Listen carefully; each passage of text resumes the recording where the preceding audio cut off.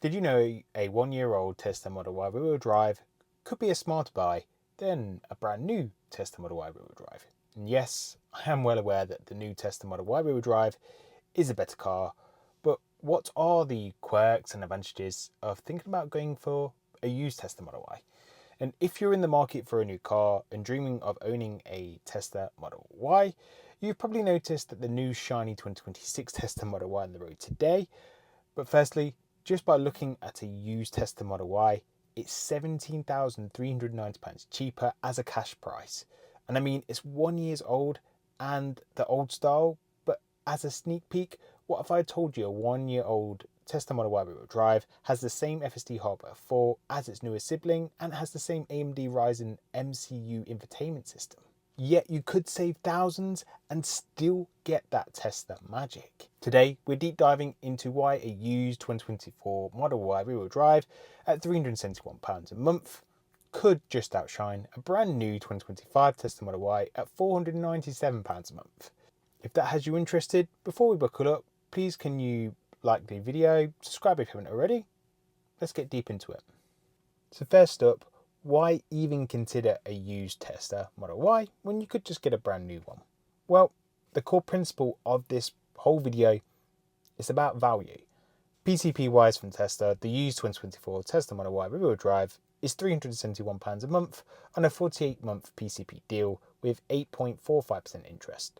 The new 2025 Tesla Model Y, that's £497 a month for 48 months at a super low 1.49% APR. Having done the maths on that, I believe that's £126 a month monthly saving, and that actually tots up to £6,000 saved over 4 years with the used one.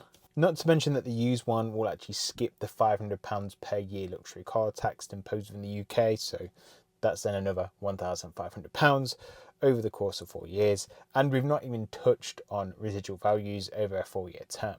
But money isn't everything here. Is the new Model Y's extra features and tech going to be worth the premium? Let's dig deeper. Both cars are the Tesla Model Y rear-wheel drive, so they share the same LFP battery. Now that means both cars have a battery that frankly just doesn't like to degrade and doesn't mind being charged to 100% frequently too.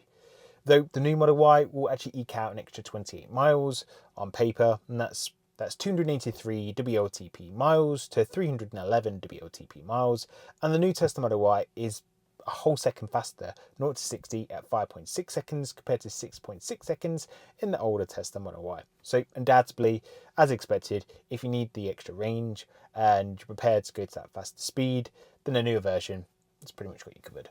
But how often do you actually need that extra 28 miles? Maybe a handful of times a year. That extra second of acceleration speed, is that really going to be needed for town driving? Style-wise, well, they're both distinctly different, and you'll actually need to just go with your gut feeling on which one you prefer, because obviously it differs from person to person. Admittedly, some of the design choices on the exterior of the new Tesla Model Y though, they do actually make a lot more sense from a repairability perspective, such as the plastic rear diffuser that actually does run actually a little bit higher and protrudes out more than before. And there's more panels now, so the lip of the front bumper also has a similar approach, as it seems friendly on the repairability side. All in all, the insurance premiums, you may ask, what are they then going to be? Well, I do actually hear the new Tesla Model Y is actually cheaper to insure. So is it directly related to all these changes that they've made on the repairability side? Maybe, but who actually knows what makes up an insurance premium these days?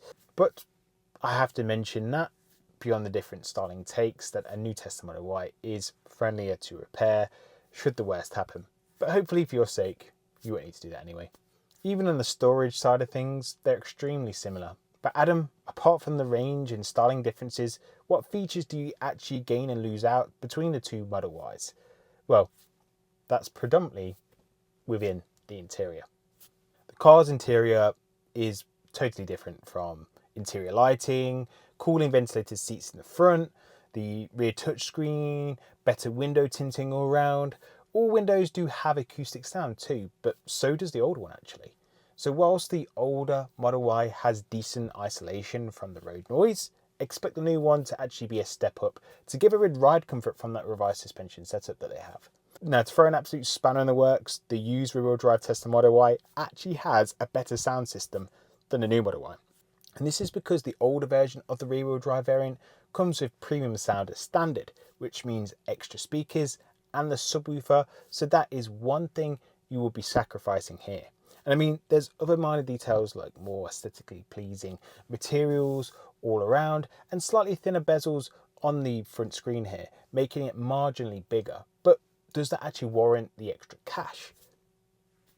It's you that has to part with that cash, and therefore it's that deciding what isn't really a negotiable feature of the car for what you need. Even when it actually comes to the cameras and the FSD hardware, this is exactly the same as the new one, apart from the fact that the new one does actually have a front bumper camera. However, to date, I don't actually believe that's used for autopilot or the FSD functionality yet, but maybe an over-the-air update will change that at some point, and if so, maybe it can be backwards compatible, but that's another story for another day. But I'm interested to hear your thoughts if you think Tesla will allow that to happen for the older Tesla Model Ys. Let me know what you think in the comment section below.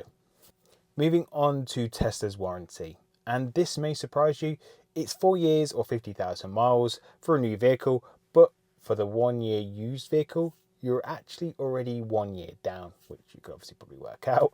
But Tesla actually add an extra used vehicle warranty on the back of the basic warranty, so you actually get that 1 year back and another 10,000 miles. So there is barely any difference there if you target that magic 1 year used car point for a Tesla.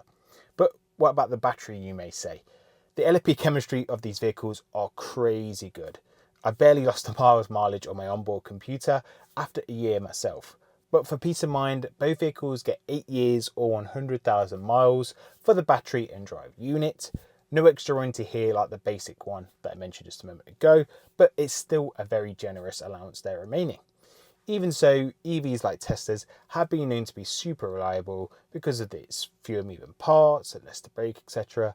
A 2024 model from Tesla is basically as good as new and should expect maybe just a tiny bit of wear and tear, like a scuff or two and the odd rock chip. But that's any new car these days if you buy a used one, like 1 or 2 years old. But you've got to remember that both cars also will get over-the-air updates and continue to improve from a software perspective, especially having the same infotainment computer and hardware for computer. So they should share mostly similar updates to each other, just the odd hardware feature that the new one has that the old one doesn't. So before we wrap up, one more thing. If you care about depreciation, which admittedly isn't on everyone's cards, especially if you lease, but if it is, typically speaking, a new car can lose 20 to 30% of its value in the first year. That used Tesla Model Y already has taken that hit. So on paper, it should technically hold its value steadier over a PCP term. However, the interest rate on your finance may also then be higher on the used one, like the example I provided. So do bear that in mind too.